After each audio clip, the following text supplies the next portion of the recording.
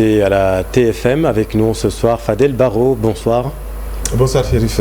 Merci aux téléspectateurs ici de la TFM. Merci d'avoir accepté notre invitation. Président du mouvement Jàmmi Gox Yi, on va parler de citoyenneté, de politique, mais aussi de justice, puisque vous le savez, Bougane Gueye Dany a été placé sous mandat de dépôt aujourd'hui. Il lui est reproché la rébellion. En tout cas, il est poursuivi pour rébellion, outrage à agent et refus d'obtempérer. Que vous inspire cette actualité? J'emprunte cette prose, plutôt ce verset au groupe Kër Gi, même va-yi, même vient-yi, oui. Même chia-yi, même chien-yi, oui. Même aller, même retour, même cinéma, en fait. De quoi il s'agit? Nous avons une population, les eaux, nos propres eaux de notre fleuve, sont en train de déborder sur nous-mêmes, sur nos territoires, là où on cultivait nos terres en tant que Sénégalais. Oui. Tout le monde savait qu'il allait y avoir cette année une forte pluviométrie. Le Sénégal vient d'acheter d'ailleurs, de lancer un nanosatellite, et parmi les justificatifs, ils nous disent que c'est pour prévenir des changements, des aléas du climat. Absolument. Beaucoup d'argent, de l'argent du Sénégal qu'on a investi parce qu'on savait qu'il y avait des risques de débordement du fleuve. Ensuite, un fleuve qui monte, ce n'est pas un océan qui monte. Un fleuve qui monte, il gonfle, il gonfle, il gonfle. On le voit gonfler. Parce que c'est une forte pluviométrie qui occasionne ce gonflement du fleuve. Donc on a vu venir.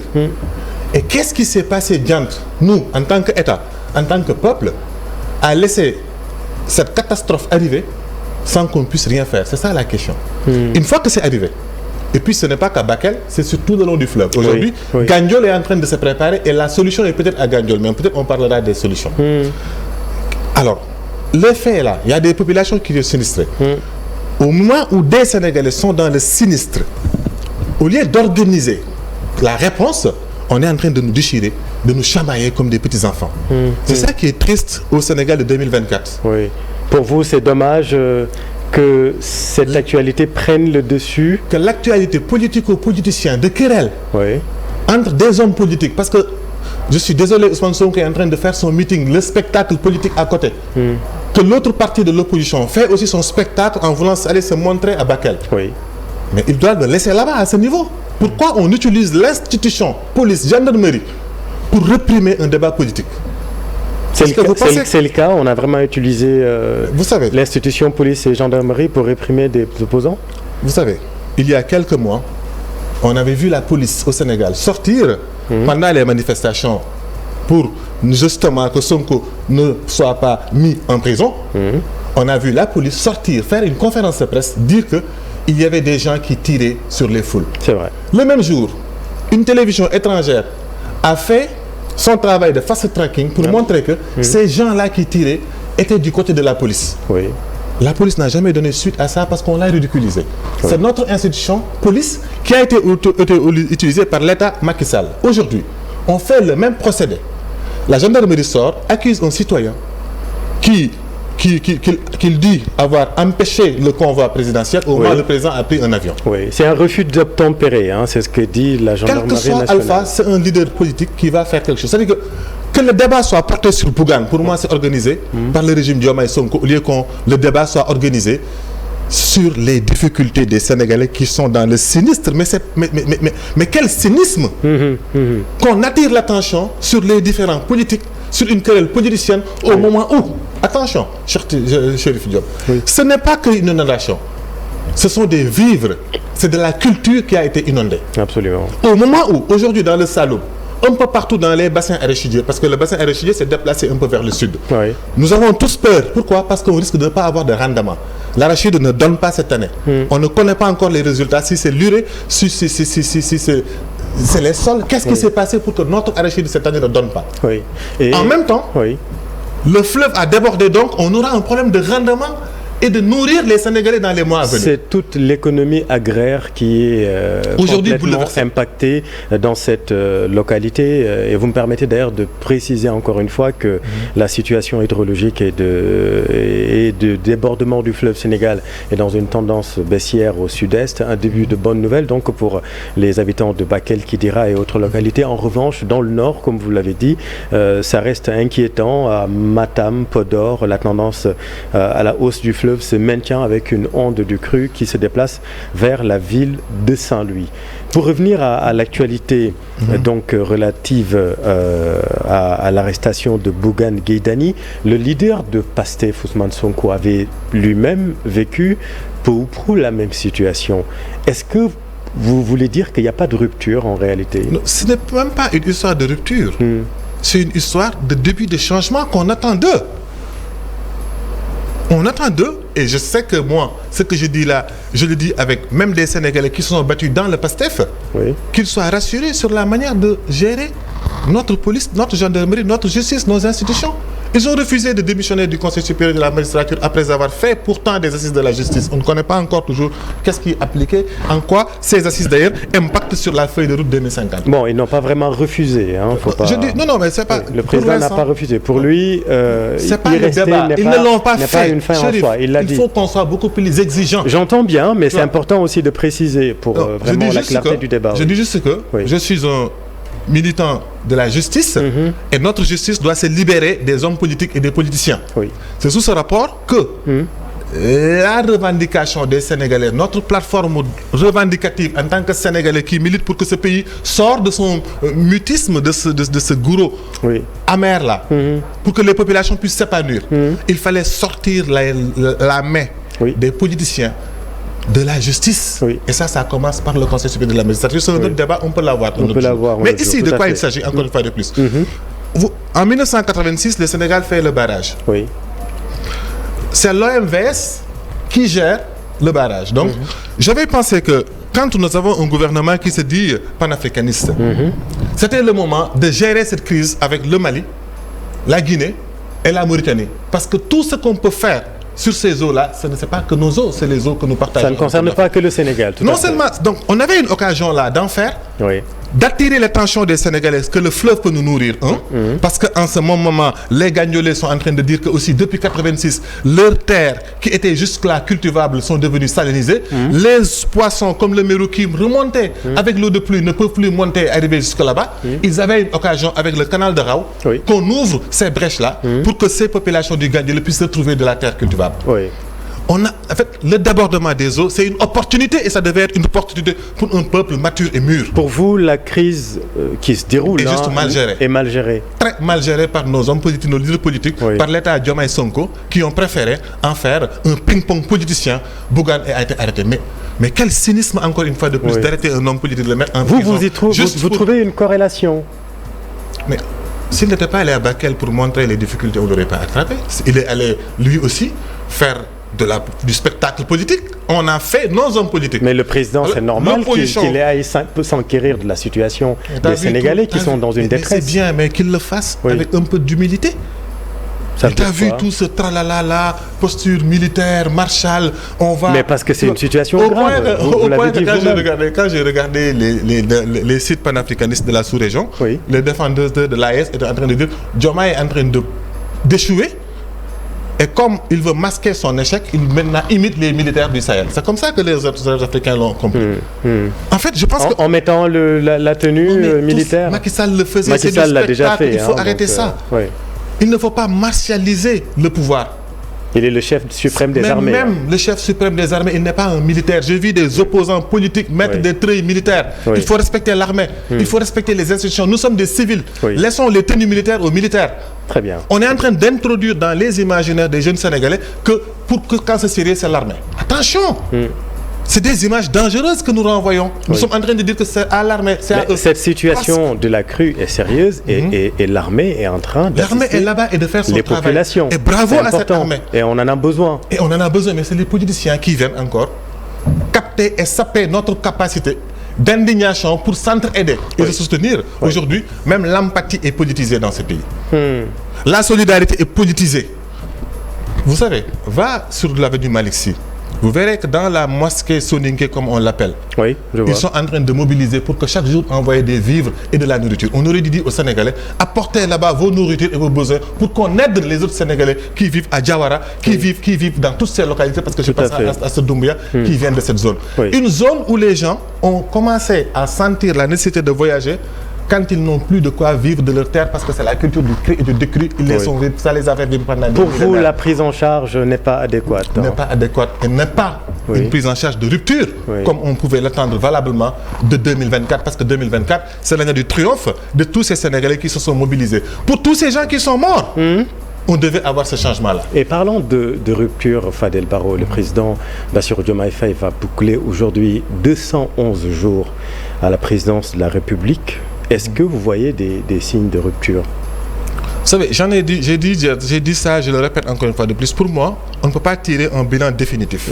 Pourquoi? Parce que moi, quand un régime arrive au pouvoir, il s'établit sur un an. Ils sont en train de s'établir.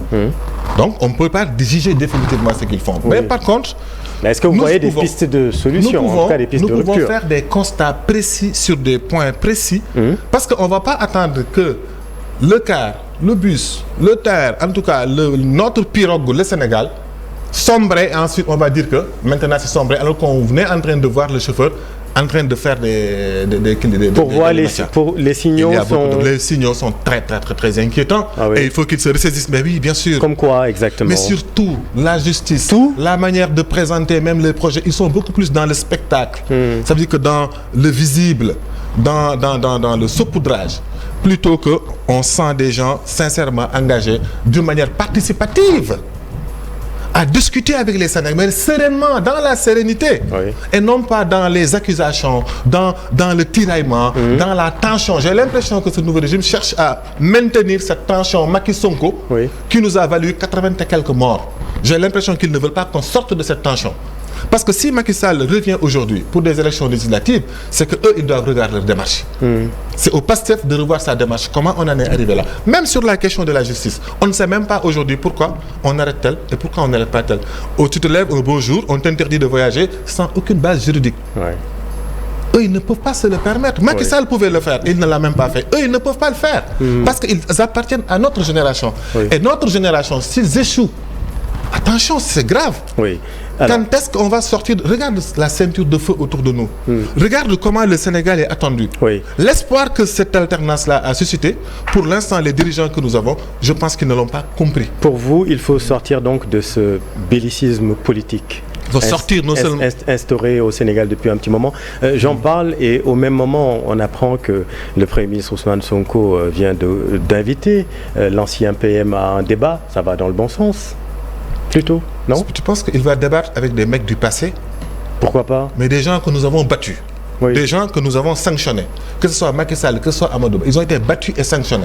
Ousmane Sonko doit discuter avec l'avenir. Mais il reste des acteurs politiques qui ont été à la gestion. Il doit nous aider à les mettre à la retraite et non pas à les remettre en selle pour lui montrer qu'il est bon. Il est en train de se battre avec des gens qui ne font même pas la moitié de l'électorat parce qu'ils ont été déjà battus. Il n'a qu'à discuter avec l'avenir, qu'il vienne discuter avec nous sur où est-ce qu'il oriente le Sénégal. Il discute avec le passé là. Pour moi, les Amadou Ba, les Macky Sall, c'est le passé. Pour vous, c'est le passé. Mais vous n'êtes pas d'accord sur quoi exactement avec le nouveau régime? Si tu veux, ça va être une conférence de plus de 24 heures, ça. On ne peut pas le débattre. Mais c'est important parce que c'est important d'être précis. J'ai des points de désaccord sur la justice, sur la tenue de la justice depuis qu'ils sont arrivés au pouvoir. Il n'y a pas encore grand changement. J'ai un point de désaccord sur la manière qu'ils ont même entamé cette élection législative anticipée. Mais vous savez que le Sénégal a besoin d'élections législatives en ce moment. Des gens qui sont entendus pour avoir une loi d'amnistie et se retrouver président de la République entre Macky et Sonko, pourquoi ils ne devraient pas s'entendre pour que nous épargnions des élections au moment où le pays vit une récession économique terrible, due à des facteurs macroéconomiques que nous ne maîtrisons pas? Alors justement, la conjoncture économique n'a pas facilité la tâche aussi à ce gouvernement qui dit avoir hérité d'un pays perclus de dettes. Mais tu sais, est-ce que ce n'est pas aussi quelque chose qu'il faut prendre en compte? Vous savez, j'attendais. Être là à dire que la faute est à Macky, la faute est à tel, alors qu'on les a déjà battus. Pour moi, c'est ça le manque de vision en fait.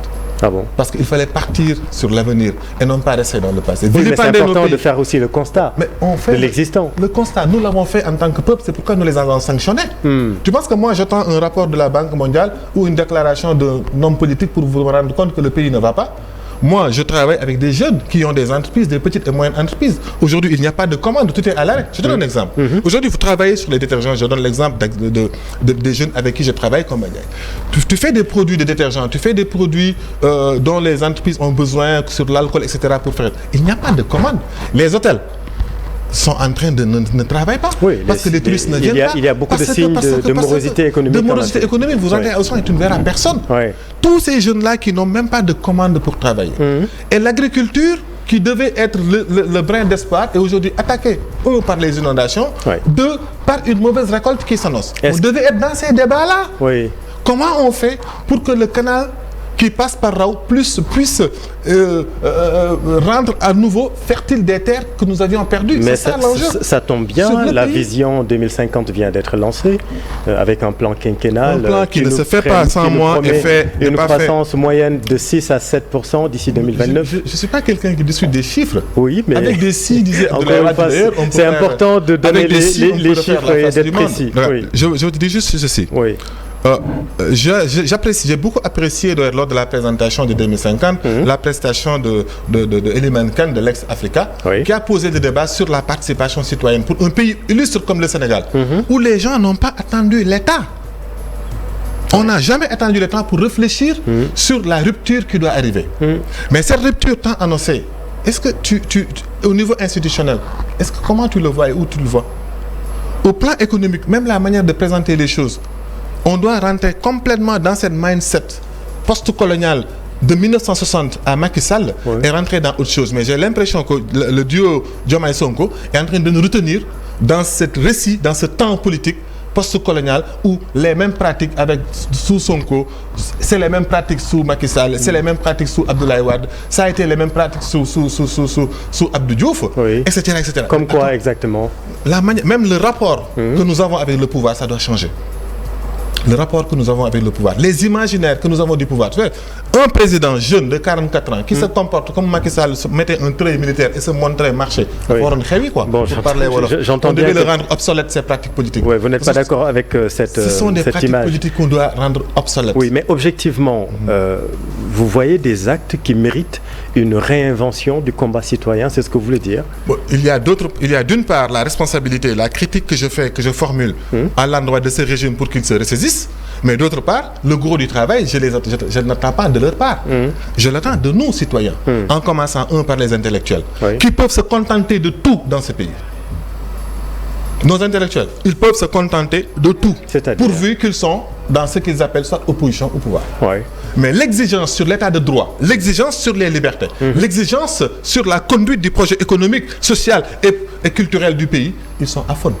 Ah ben, mais quand je dis les intellectuels, sous Macky Sall, on a vu l'intelligentsia s'engager. Prendre position, je suis contre. Exactement. Mais c'est pas là. Non, mais prendre position pour défendre les principes, les fondements de la République. Regarde, je suis quelqu'un qui est très exigeant avec ceux qui se disent intellectuels. D'accord. Ce que j'attends d'eux, ce n'est pas seulement condamner.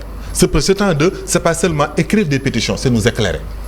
Mais nous éclairer par rapport à l'intérêt général et non pas l'intérêt particulier d'un parti politique ou d'un homme politique.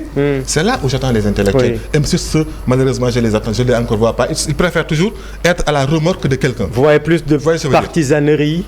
Malheureusement. Et ça a d'ailleurs plombé. C'est ce qui fait qu'aujourd'hui, on a du mal à être éclairé sur un problème d'enjeu stratégique national. Quand les intellectuels parlent, on dit que c'est eux qui avaient défendu tel. Ils sont là pour défendre, pour récriminer, mais pas pour éclairer. Ce travail d'éclairage, je suis en train de les provoquer et j'aimerais dire mais c'est parce que c'est le débat aussi qui est devenu binaire. Il n'y a pas que les intellectuels. Aujourd'hui, on est pour ou contre un camp. Mais moi, j'ai refusé. Oui. Ah ben j'ai refusé. J'ai toujours dit que le Sénégal, on pouvait avoir mieux que Macky et Sonko. Moi, je n'ai pas participé aux élections présidentielles parce que justement, je ne voulais pas suivre ni le camp de Yewwi ni le camp de Benno. J'ai refusé ces élections législatives-là. Quand j'ai compris que ça a été organisé pour un second round Macky Sonko et Amadou Ba, j'ai refusé de prendre part. D'accord. Parce que ça ne permet pas de poser les vrais débats sur les vraies préoccupations des Sénégalais.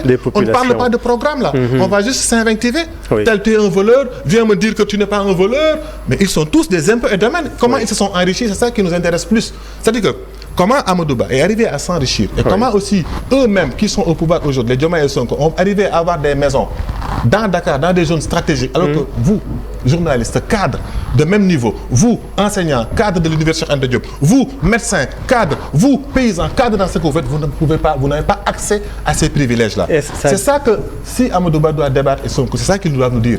Leurs privilèges en tant qu'énarques, en tant que ceux à qui le colon a donné nos terres.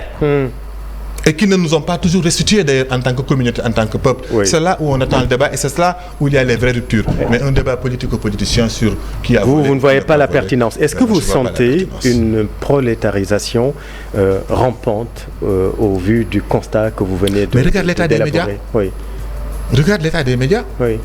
Et ça aussi, j'alerte sur comment ce régime-là est en train de traiter les médias. Parce que quand vous vous attaquez aux libertés des citoyens, la première chose qu'ils ont cherché à affaiblir, c'est les médias. Oui. C'est les médias. Si on dit aux médias fisc, on vous met le fisc d'une certaine manière comme répression.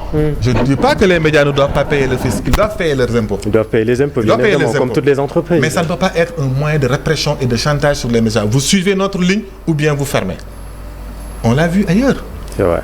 On l'a vu ailleurs. Oui. Et pour vous, plutôt que de promettre sans cesse le développement, le changement, le développement, l'émergence, les dirigeants africains devraient plutôt se pencher sur la création de l'épanouissement. Mais n'est-ce pas la même chose, la même finalité? Non, du tout. Expliquez. La notion d'épanouissement que nous sommes en train de développer au niveau des diamistes, nous préférons d'abord l'épanouissement au développement. Oui. Parce que le développement, l'émergence, ce sont des termes souvent créés au niveau de Bretton Woods avec des institutions internationales qui réfléchissent le top-down. Mais la finalité, c'est d'avoir un peu plus de pouvoir d'achat pour s'épanouir, justement. Non, parce que le pouvoir, c'est le développement, l'émergence, tout ça, d'ailleurs, tu regardes, c'est la monétisation des conditions de vie des gens. Quand on veut agir à Bakel, au lieu de leur apporter de l'intelligence, au lieu de leur apporter du savoir, au lieu de leur apporter comment on peut aménager le fleuve de Bakel à Gandiol pour qu'on puisse mieux en profiter, on va dire qu'on va mettre 8 milliards. Et ça cache tout. C'est ça le développement. Alors que l'épanouissement, c'est un état d'épanouissement, c'est un état d'être. Et nous, c'est le buen vivir, comme disent les latinos. Voilà, et nous, au niveau des diamistes, c'est tel que nous le concevons, c'est une attitude, c'est une posture. Et autant au niveau citoyen comme nous le faisons, mais aussi autant ça favorise de nouveaux types de leaders avec un nouveau type de leadership. Et ce que je ne vois pas encore dans l'espace public, des raisons pour lesquelles parfois les gens ne comprennent pas ma critique, mais parce que le rêve que j'ai pour ce pays est beaucoup plus grand que ce qu'on nous offre aujourd'hui. Oui, c'est parce que vous êtes un peu trop exigeant peut-être? Pas trop, juste exigeant. C'est-à-dire que le chinois peut rêver de grandeur. Absolument. Le japonais, le français, l'arabe peut rêver de grandeur, mais nous, les Africains, on veut nous ôter de rêver grand. On doit se contenter de peu, d'être un peu développé, d'avoir un peu du pain, d'avoir ceci, d'avoir ça. Je donne un exemple. Il y a le pain, d'ailleurs, je rends hommage, ça me fait penser à un ami, Lamine Diop, qui me disait ce matin que, regarde, c'est déjà que sur le pain, quand tu penses épanouissement et quand tu penses développement, tu arrives. Il y a un problème, le pain est trop élevé. Vous êtes un nouveau gouvernement, vous voulez la rupture. Mais au lieu de dire que je baisse le prix par force, laisse le blé exporté très cher et tu subventionnes le pain du mil et du manioc et du maïs qui sont cultivés ici. Vous pensez que les Sénégalais lambda là, ils veulent juste du pain le matin? Si on leur subventionne le pain avec des protéines, avec de la farine faite à partir d'ici, vous laissez le blé, les céréales qui nous viennent de l'étranger, coûter le prix que ça coûte, les Sénégalais vont faire le choix. C'est ça l'épanouissement. Mais tout le monde n'aime pas le consommer local, malheureusement. Mais ça va être, mais c'est à l'État de l'organiser. C'est à l'État. Quand mon grand frère Thomas Sankara a voulu développer la culture des haricots verts. Les Burkinabés n'aiment pas le haricot vert et pourtant ils ont des terres où le haricot vert peut fleurir et marcher et vraiment fonctionner. Mais les fonctionnaires ne veulent pas manger le haricot vert du Burkina. il a développé la culture. Ce sont les Français qui achetaient le haricot vert. À un moment, les Français ont voulu lui mettre du sable sur sa machine. Et qu'est-ce qu'ils ont fait? Ils ont arrêté d'acheter le haricot vert du Burkina Faso. Qu'est-ce que Thomas Sankara a fait? Il a dit à tous les fonctionnaires, on coupe sur leur salaire de quoi manger du haricot vert. Et on leur livre le haricot vert. Ils ont commencé à le manger, ils ont bien apprécié. Et ça a permis aux paysans de pouvoir écouler leurs récoltes et l'économie goes on. C'est comme ça qu'un visionnaire fait. Mais tu ne viens pas avec les mêmes règles de Bretton Woods, les mêmes cabinets, les mêmes agences qui ont produit le Sénégal émergent, qui vont te faire un... C'est une mesure un peu drastique quand même. Qui ont fait le Gabon émergent. La mesure de Sankara est quand même un peu drastique. Voilà. Il ne faut pas aussi se tromper de peuple. Je ne dis pas que... Faut pas se tromper de peuple. Le peuple sénégalais, je ne crois pas que le peuple sénégalais soit un peuple que l'on met au pas. Je ne dis pas, non. J'ai vu, parce que je sais que j'ai habité une TCS des Parcelles Assainies. Il faut demander à ceux qui habitaient là-bas dans les années 2008-2009. Nous avions une boulangerie qui vendait à partir de 2008 du pain de 1000. Il fallait voir la queue. Le fameux Mouroudouгoup. Mouroudouгoup. Oui. Les Sénégalais faisaient la queue de minuit à 4h du matin pour se l'arracher. Bien sûr. Mais donc, il faut leur offrir tout simplement ça. C'est ça que je suis en train de dire. Je ne dis pas qu'il faut leur forcer, mais il faut les faire aimer. Nous, d'ailleurs, développement, épanouissement que nous concevons à Djammi, qui est différent du concept de développement, c'est que tout est fait dans la médiation, dans la discussion, dans expliquer aux gens clairement où est-ce qu'on va. Parce que vous êtes un pacifiste. Dernière question sur le mouvement citoyen. Voilà, naturellement, jusqu'à la fin de votre vie, on va parler de Y'en a marre. Aujourd'hui, qui pour incarner vraiment la lutte citoyenne, selon vous? J'ai toujours dit... Comment la réinventer? Vous savez, on ne prédit pas, on ne peut pas prédire. D'ailleurs, le comportement d'un peuple. Demande à ceux qui avaient mis en prison Diomaye et Sonko et les ont libérés à moins de 15 jours. Le peuple en a fait des présidents. C'est vrai. Donc on ne prédit pas la réaction d'un peuple. Moi, j'ai confiance à tout le travail que le Sénégal et les Sénégalais ont fait et que nous avons apporté notre contribution au niveau de Y'en a marre. J'ai fait confiance à ce travail. L'histoire de la citoyenneté au Sénégal, il faut la comprendre. Le Sénégal a eu la chance d'avoir très tôt des gens comme Mame Adama Gueye, tous les gens Charles Tall, que les gens oublient parfois, qui ont fait un travail remarquable avec des mécanismes comme le Forum civil, d'explication de la citoyenneté. Tout à fait. Parce qu'avant, on était comme des sujets français. Et nous sommes un pays qui est sorti de la colonisation et les gens se comportaient encore comme des sujets par rapport à l'État, qui n'a pas changé. Donc ce travail de citoyenneté, le Sénégalais est conscient de son statut de citoyen. Il sait que son vote pèse quelque chose. Ça nous a valu des alternances. Ensuite, ces alternances ont été dévoyées d'une certaine manière sous Abdoulaye Wade et le peuple sénégalais a su inventer Y'en a marre. Ce n'est pas le fait de nous. Absolument. Y'en a marre, le travail que nous avons fait là-bas, j'ai confiance et je sais que les jeunes qui nous ont suivis de tout le temps, ils sont là, ils m'écoutent. Je ne suis plus dans les instances de Y'en a marre, mais je ressens la flamme de Y'en a marre au niveau de tous ces jeunes-là et qui finiront par éclore. Personne ne peut les retenir parce que le travail a été fait. Qui incarnera ces figures-là, vous les verrez dans les jours à venir. Je fais confiance à mon peuple, mais moi je joue ma part. Et ma part, vous savez c'est quoi? C'est de l'idée le djamisme. Mais est-ce que cette flamme de Y'en a marre est aujourd'hui aussi brûlante? Mais moi, ma rage, regarde, juste moi, les raisons... Non, pas vous, Y'en a marre. Non, parce que bon, on a vu que l'équipe s'est un peu divisée. Aujourd'hui, il y en a qui sont avec le pouvoir, d'autres qui sont restés avec le mouvement. Je suis un produit de Y'en a marre. Je parle à partir de moi et de ce que je suis devenu. J'entends bien. Ouais, je veux dire. Et les autres, je te dis que je fais confiance aux générations qui montent dans Y'en a marre. Il faut les voir et leur donner leur chance. Au début, c'est difficile. C'est très, très difficile d'exister dans l'espace public. Mais il faut leur faire un chemin. Et je pense que c'est à eux d'inventer leur propre chemin. Et je fais confiance à l'avenir. C'est pas qu'à Y'en a marre, c'est à la jeunesse sénégalaise que je fais confiance. Et je sais que cette jeunesse insurgée qui a été capable de faire Y'en a marre, mais cette jeunesse qui en a envie tellement qu'il part, qu'il peut prendre les pirogues pour aller risquer la mort. Mais cette jeunesse qui s'accroche sur les cars rapides, cette jeunesse qui ont créé le tchak-tchak, ces jeunesses qui ont créé même le marchand ambulant, qui est un concept purement sénégalais, qui sont toujours là à inventer pour s'en sortir. Cette jeunesse capable de résilience fera face à ce régime si ce régime veut passer à autre chose. Mais si ce régime reste sur les rangs, cette jeunesse viendra l'aider, le pousser pour que le Sénégal en sorte grand. Parce que l'enjeu, ce n'est pas les hommes, ce n'est pas les gens. Nous allons tous mourir, mais le Sénégal demeurera et des Sénégalais survivront. Et il faut aider effectivement cette jeunesse qui risque sa vie dans les esquifs pour aller peut même pas parler de l'immigration clandestine l'Eldorado. On parle clairement d'immigration meurtrière, parce que ce qui se passe est quand même dramatique. Merci beaucoup, Fadel Barro. d'avoir été notre invitation ce soir, président du mouvement Jami Gori, les yamistes, les pacifistes. Merci beaucoup. Merci à vous, chers téléspectateurs. Restez avec nous. Vous êtes au bon endroit sur TFM. Bonne soirée.